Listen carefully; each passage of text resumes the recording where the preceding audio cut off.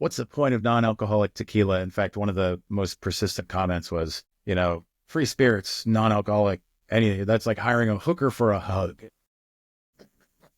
And it wasn't until we kind of embraced a little jujitsu on that where we go, actually, let's use that to our advantage. And we went out and we hired a professional sex worker to go around the city giving people hugs and handing out cocktails. We filmed it as an activation, right? So how do you start to turn those things, into something positive?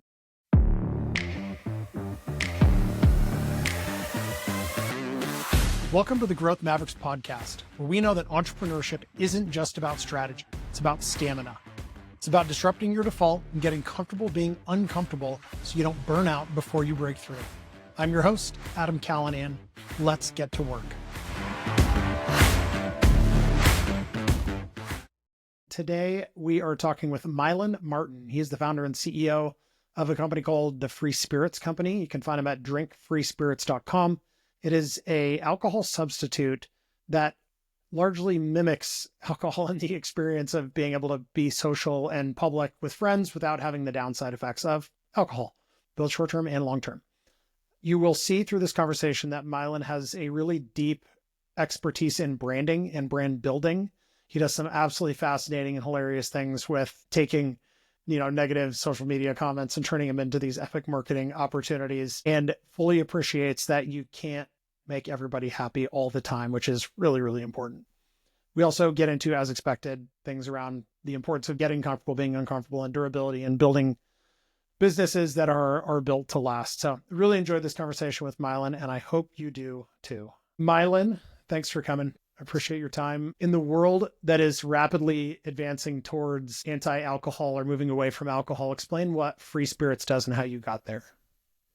Yeah. I think free spirits is part of a much bigger movement towards an expectation of optionality, right? Consumers in general, if you think about, your options of ordering at Starbucks, I mean, there's literally infinite, different options for how your coffee can be made. And that's just a small example of what consumers expect these days. And so, I spent 20 some odd years in the advertising business. A part of that was in the alcohol world. And the playbook was convincing people that in order to relax, decompress, celebrate, mourn, etc., alcohol was a part of the equation.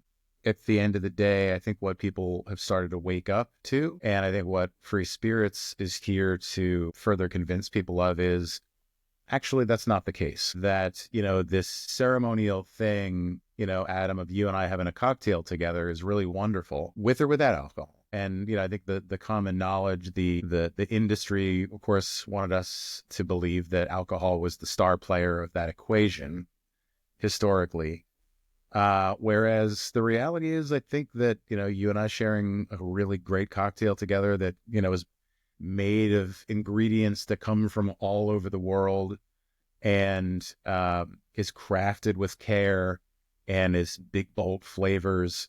And that as a piece of you and I sitting in a great cocktail bar, having big energetic conversation or meaningful conversation or whatever, I think ultimately is just being redefined. And Free Spirits is ultimately here to say, hey man, do more of that.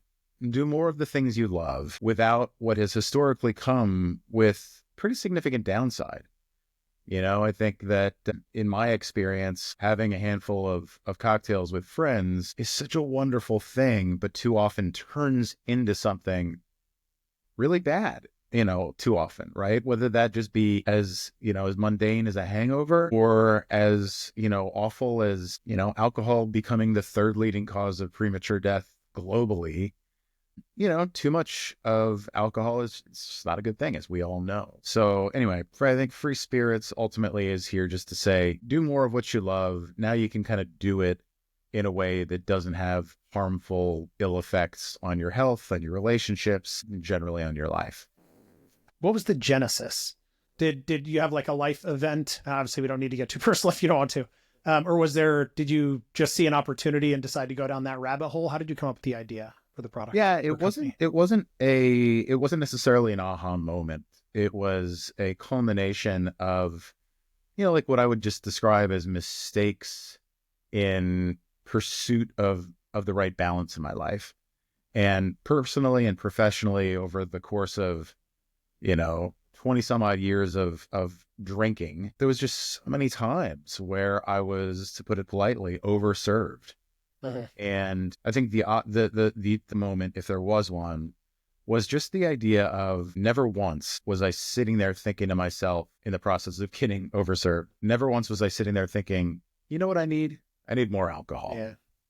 right? It's just more that phenomenon of your glass is empty. And I'm like, Adam, it's my round. You want another cocktail? And you're like, yeah, of course I want another cocktail, right? It's like the alternative historically was not drinking anything at all, or leaving, or maybe drinking a cranberry juice or something like that. And that's all just boring. Like, there's something exciting about a fresh cocktail, right? Like, what kind of bourbon is in it? Oh, did you get, that particular margarita, the Cadillac margarita? Oh, that sounds good. It's in a beautiful glass and it's made all for you, right? Makes you feel special. And I think that, certainly there are people in the world that have, a chemical dependency on alcohol, and that's really not what we're about. And the majority of people who get themselves into trouble with it is, what I found was it's the notion of too much of a good thing. You're like, I've had 2 or 3 cocktails. So one more. Oh, one more. And because you don't want the goodness to end. So, there was never like, oh man, that was that one time where I went on a bender and I really had to, turn things around. It was just more of a series of, and maybe I'm a slow learner, because after it took me 20 years to kind of go, oh, it's not the alcohol I've been after, chasing the dragon. It's really the experience. And what if that experience, didn't necessarily have to have alcohol as the main ingredient? Yeah. That it makes a lot of sense, and certainly resonates with me. My wife and I have, over the last, COVID was bad for alcohol pretty much for everybody. And over the last bit, and Yeah. have certainly scaled it all back. And we do like a good glass of wine, but Yep. scaled that back a lot. Yeah. Less is more. You're trading up and Yeah. drinking better, versus drinking more. Well, and pretty much too much of anything is bad. I mean, frankly, like too much water is bad. So I think if you can live outside of the extremes, we're generally in a safer place. But Yeah, fair enough. when you started the company, how did you start selling? Were primarily e-com, or did you try wholesale distribution, or how did you get moving? Yeah, the brand and the business is a COVID baby, right? Okay. So when we launched, it was in 2020, and just because of the nature of the world at the time, e-com was exactly where we started, because that was really the only channel. There wasn't really any on-premise bars and restaurants, and off-premise, liquor stores and grocery stores and all that.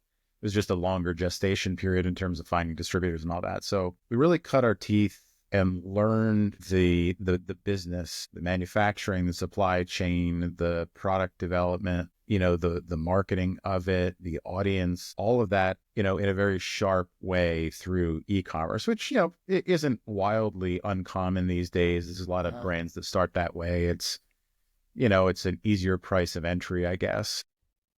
It's exactly how we started at Bottle Keeper. Yeah. We were e-com Yeah, for the first 4 exactly. years exclusively. Totally. Same thing. Yeah. And you learn the basics of your business. You make a bunch of mistakes. Mhm. And we made a bunch of mistakes. And, it was really difficult. But I think you're making mistakes at a level where the mistakes are just easier to fix. Yeah.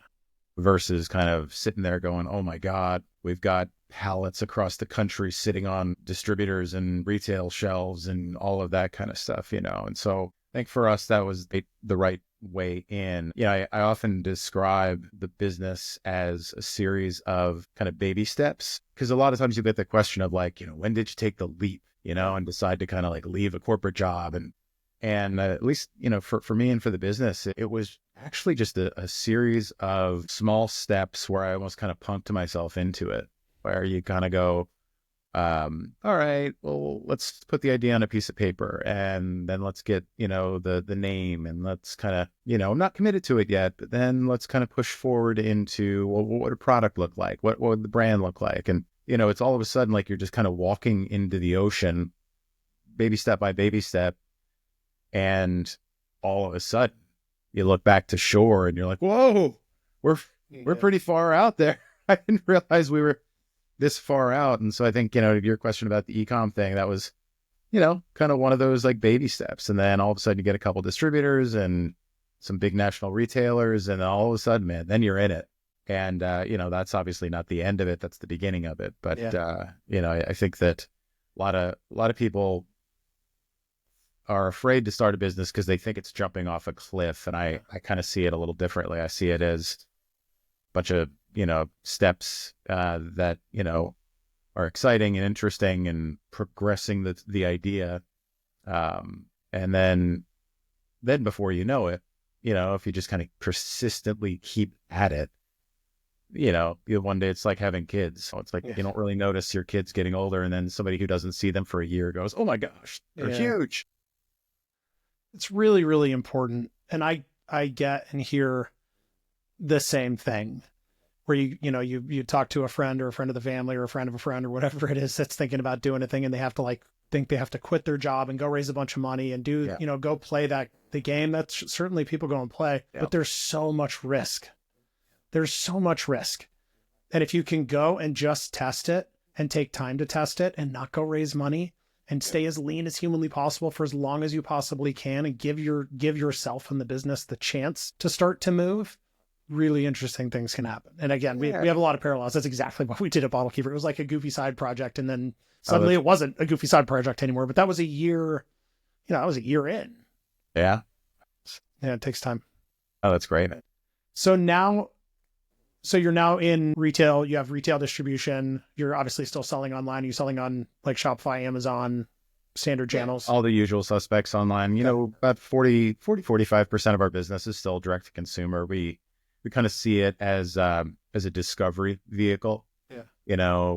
Unlike the spirits world or the alcohol world where you can't necessarily sell online, we can.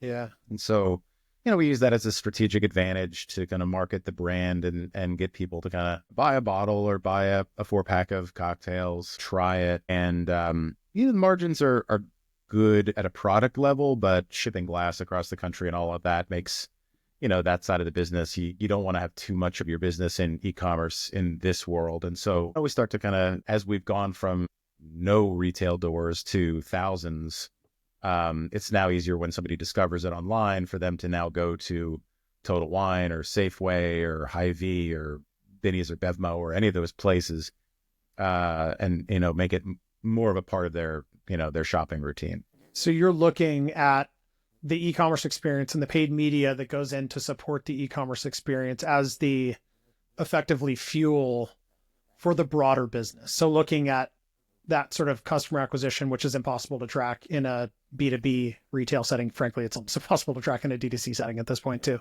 Yeah.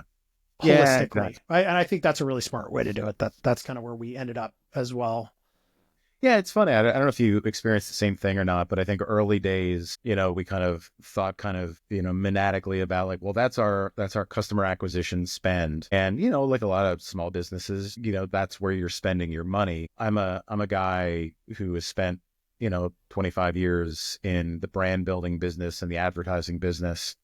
And so I often think, oh gosh, like we're really not spending upper funnel. We're not doing the kind of the big things that are just kind of those more brand impressions, or even if I just wanted to say those things that are driving, that preference when somebody gets to shelf and sees 6 or 7 brands, how do they make the decision to buy your brand? But what we found is, just because you're allocating dollars in customer acquisition marketing that, has a direct call to action to click here and to go buy, there's a lot of people that aren't clicking there and that aren't buying. But if you're doing your ads right, that is a brand ad, and I think a lot of people have said things like, oh, I see your advertising everywhere. I see your brand everywhere. We know that brand. And you kind of go, really? Cool. Like I didn't realize, so it opens your mind to realize like, a brand impression is a brand impression. Obviously, we have our metrics on the back end of customer acquisition, cost of acquisition and, return on ad spend and all those things. But at the end of the day, those kinds of initiatives have a broader appeal. And, as we kind of get more front foot and grow as a brand, we'll be doing more upper funnel stuff. But, because the name of the game in CPG, as it sounds like you well know, is somebody gets to shelf and they go, or, or Smirnoff or, Stoli or whatever, like what makes that person make that decision and feel good about, oh, that's my brand, Yeah. And that we never had to compete the way that you're competing because we sort of invented the category. So that's a whole nother level of vying for shelf space and competing against. Exactly. And in the world of non-alcoholic, do you see yourself competing with the alcoholic, or are you competing with other non-alcoholics, or both? Well, I mean, in your case, it sounded like, maybe you weren't competing with other brands, but you were competing with apathy or lack of understanding of the category. That's percent, which is why we spent heavily in our direct to consumer business, because it drove the whole company. And we saw, there were times where we just turned it off because I wanted to see what baseline was. And you see everything fall because that's the customer discovery channel. Totally. They see the ad on Facebook and then they walk into Ace Hardware and see it on the shelf. That's how they know what that is. Otherwise, to us, it just looked like a water bottle. I often like what you just described as early days, and for us too. You're pushing a car up a hill. Mm-hmm. And if you take your hands off that car, man, it's going to roll right back over you. Versus, as the business matures, maybe the level flattens out a little bit and you've got some momentum. You can take your hands off the wheel or off the car for a little bit as you're pushing, and the car might keep going. But early days, man, like, you're like, oh, let's turn off the ads for a couple of days. You're like, oh, geez. Yeah. We'll put them back on. Momentum matters a lot. Totally. No, that's exactly right. A business is like an engine. It needs fuel to run. For consumer brands and pretty much every company on the planet, that fuel is profit. Without it, growth stalls and everything feels harder than it should be. Pentane helps you fine-tune your business and advertising so you're running at peak performance, showing you exactly what's driving your margins, your cash flow, and pricing power. No more wasted time in spreadsheets or guessing what's working, waiting until you get your P&L next month to see if it's good or bad. Just the clarity and direction you need to grow faster, smarter, and with less stress. So if you're running a consumer brand, go to pentane.com and fuel your growth today.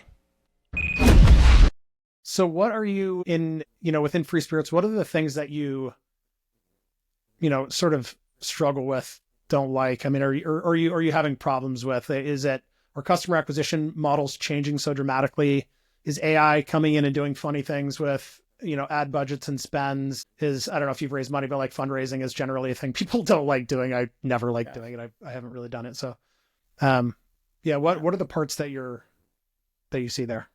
Yeah, it's funny, man. When I started the business, I think I was kind of wide-eyed and, innocent to the realities of the day-to-day. And I'm like, coming from the ad world, I'm like, I'm going to start my own brand so I can just do great, creative and build a brand people love. And, we do some of that, not as much as I want to, because exactly as you've described, to keep a business like this growing and evolving is really hard. It's very capital intensive. And we've decided to do this in a way that is capital efficient. So, it is expensive to do what we're doing, but we've also done it in a way where we've raised, a tenth of what a couple of our competitors have raised, and we're doing a lot more revenue than them.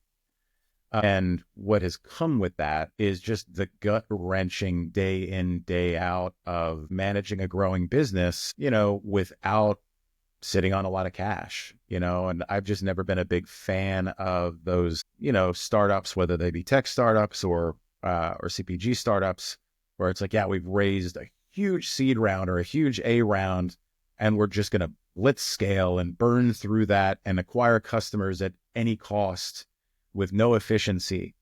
I know that's a thing. It's a model. I'm not necessarily judging it. I just don't particularly think that is a model that feels right. Doesn't feel sustainable to me. At some point we will partner and exit to, a large strategically aligned, spirits company, beverage company, whatever. But in the meantime, we're trying to build this thing in a sustainable way, and finding that balance between aggressive growth, but not burning large piles of cash. So, to your question, the capital raise thing was not something I was really familiar with. It wasn't a muscle memory when I came into this thing. I mean, I did a lot of business development and I pitched a lot in the ad world. So there's a lot of similarities there. So I think I had an advantage, but man, it is, whether it's with fundraising or pitching distributors or pitching retailers, the amount of no's you get. And it sounds cliche, but it is gut wrenching. I mean, you spend most of your days getting no's, and you go to bed at night thinking like, gosh, man, I've made no progress today. I've gotten no's by really smart people. Do these people know something I don't? And I think for me, the hardest part, and frankly, at this point, the most rewarding part, is having kind of managed through the mental game of every no, making you actually feel like you're closer to your yes. And early days, every no was just like an indictment of you. It was like, it was a bad idea, Milan. It's a bad execution, Milan. It's a whatever. And actually, it took me a little while, but now you kind of get to a place where every no is validation, because what we're doing is a little weird, to what you did. We've kind of created an industry, and it takes time. Not everybody completely understands the point of non-alcoholic tequila, for example. Yeah. In fact, we get a lot of, less these days, but early days, we used to get a lot of online hate from people. What's the point of non-alcoholic tequila? In fact, one of the most persistent comments was, free spirits, non-alcoholic, anything. That's like hiring a hooker for a hug. And it wasn't until we kind of embraced a little jujitsu on that, where we go, actually, let's use that to our advantage. And we went out and we hired a professional sex worker to go around the city giving people hugs and handing out cocktails. We filmed it as an activation, right? So how do you start to turn those things, that's epic, into something positive? But early days, you hear those comments, you're like, oh man, they're right. Maybe this is dumb, So we used to get, our product was like a beer bottle product that you put a beer bottle inside and it kept it cold. And right on. The early stuff, and again, I was doing all of it because we had no employees for the first 3 years of the business, and that was done intentionally. It was all e-com. We were bootstrapped. We didn't raise money or anything. Then it grew. I mean, in our first year, we did our first real year, we did like 150,000. Our second year, we did about 1.5 million. And our third year, we did 8 million. And that was all. This was like the glory days of Facebook, though. Like we could not spend the money fast enough, and it was returning like 15, 20x ROAS. But I was managing all the comments, and so I had to deal with those. And because our brand was like a snarky, fun brand, it was so fun laying into those people in like the fun, brandy, producty sort of way. Were you flexing when you typed that? And then other people would dig into it. It became this like epic, really fun dialogue that was perfect for the brand. And of course, then it takes those things that they're boasting about. You have all this commentary, and Facebook likes that. So they want to show it to more people. Yeah. But that's really cool that you guys turned that around. I love that. Yeah, I mean, awesome. exactly. You have to. It sounds like our brands are kind of spiritually aligned. We, John, who runs digital and e-commerce, was telling me yesterday, he's like, yeah, we got a comment the other day of this must be like drinking cat piss. And I replied, you know what? You drink cat piss? Do you do that often? And so, there's I think that there's an authenticity to that. And I think that's an important thing. I always say, we're too poor as a brand to be boring. Like we just can't afford to be boring.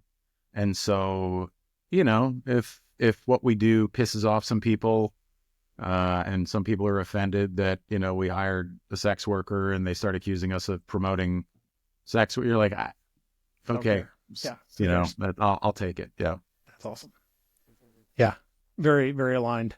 So, you talk about building durability in the business, which we are very much on the same page for there. And I can't imagine being in a company where your success is completely dependent on your capacity to raise the next round. Just seems like a very challenging way to live.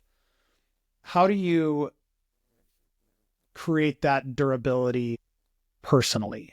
Because you mentioned that you mentally got around turning those no's into positive things, but I imagine that was a progression. Are there things that you had to implement in your life to sort of create that durability? Did you get, into doing hard things or meditation or yoga, or what have you done to help I think deal all with the those ups and above. downs? There's probably nothing wildly unique about me as a founder. I've probably, I think that there is the philosophical piece of it for me. The best advice I ever got in the early days was to get comfortable being uncomfortable, and it's a mindset shift that the only good things come from discomfort, right? Nothing gets created from a place of comfort. Totally. And so, if you embrace that, it's just a mindset shift when you're like, this is really hard and this is really uncomfortable and this feels existential. And you've been through it enough times where every time you're like, this might be the end. And when it's not the end and you come out better for it, when that happens enough times, you have the wisdom as a human being to kind of go, okay, got it. Right. When you're in your 20s and 30s and a girl breaks up with you or whatever, you're just like, oh, it's the end of the world. Mm-hmm. It happens a few more times. You're just like, all right, it's just like it leads you to something else. And I think, I've definitely embraced, the stoics of, in the Ryan holidays of the world, where it's like, the obstacle is the way. It's like anything that stands in your way is the way and is going to propel you to what you want. Not because the Stoics say it or because you read a book, but because you've experienced it enough times to know it's true. So I think, that's definitely been a part of it. And there's been a couple of times, this every day is hard. But as I look back, there's been 3 or 4 things that have happened, that have been ridiculously and horrifyingly hard, and lawyers and, Stuff is the threats worst. and awful, awful, awful stuff that you never would have had the ability to prepare for. There was a period of time where, dude, a couple of week period of time where I literally was medicated. I had to take like a pill to calm down. You're like, I can't stop my heart from racing. But again, it's just one of those things. You come out the other side smarter, and more suited to do the thing. And, we're in the process of raising our Series A right now. And we tried to do it a year and a half ago, 2 years ago. I never would have known it then, but, we would have been much less efficient in spending that money a year and a half ago than we are now. We've made the mistakes. We are smarter. And so all that to say, I think, as much as failing to raise the Series A a year and a half ago, frankly, when the markets were at a terrible spot from a capital perspective, just felt existential. The business just got so much smarter and so much tighter. You'll appreciate this having lived in California. It's like, well, they say, the California produces great wine, a lot of times because there's not a lot of rain in the growing season, and the grapes just have to get really efficient and get sweeter and, absorb every bit of nutrient and, and water that they can when there's not a lot of it. And it results in the kind of, product that they get. And I think we're similar where, we have not come from a capital rich environment. We've not come from an easy environment. We haven't had, a big strategic. One of our competitors, God bless them, founded the business and aligned immediately with a big global strategic, and they grew faster, and they exited already. I think their exit was modest because, there's modest downside as well. Yeah. And we've taken a different path. And so, all that to say, I think the discomfort that comes from the day-to-day, ultimately, you kind of realize that when you're feeling that discomfort, you can kind of step out of it for a second and go, all right, good. Something good is happening here. Yeah. I could spend the next hour talking about those things because I had a lot of them. I'm still having them. Are you? Oh, of course. Yeah. Everything is uncomfortable. It's supposed to be uncomfortable. Yes. Being comfortable in discomfort is sort of my mantra a little bit. So we see very much eye to eye on that. But the reality, though, is that you're building, and what you're building and how you're building it is creating something that is dramatically more durable. So that if, to your point, like raising money 3 years ago, 2 years ago, it was hard for everybody. And CPG got hammered after, in that sort of post e-com high COVID world. It was great for us at Bottle Keeper, and we got really lucky that we exited in 21, sort of in the mid of that. Yep. Really lucky. Like, we didn't do that on purpose. It's just in hindsight, you get to look back and say that was lucky. But the durability, the anti-fragility that you create out of necessity is, I mean, that's what it's all about. Well, and I think, that's a really good point. And I'm not a huge fan of the venture capital model. At some point, maybe we partner with the right venture capital, firm or fund. But I think what I've found is that the venture model creates a lack of durability and creates a lot of fragility, because ultimately the model there is growth at all costs. And too often that puts founders in a place of forget the middle of the business. I'm just, I need to grow the top line. And, you get a lot of early, especially when we founded it, I don't know if you did as well, but we got a lot of advice of like, hey, forget everything else. It's just, don't invest in supply chain, don't invest in that middle bit of the business. Forget margins and profitability and all that. Just, it's gotta be, 150% growth every year, top line. And, hey, we didn't really have the luxury of that. But I'm also glad we didn't go down that road, because we've built, a supply chain that is really, really tight. And now that we're competing with big global players, we have to be able to compete, at a price level and marketing level. And the investment that we've put into our supply chain, for example, that's got our, our margins in a really good place and our COGS way down, allows us to compete. And so if we were just kind of one of those brands that was a house of cards that really did nothing other than invest in Facebook ads, right? Yeah. But we'd be in trouble now. But we've built a really strong foundation of the business. Epic. How do you want people to find you, find Free Spirits? Where can they find you?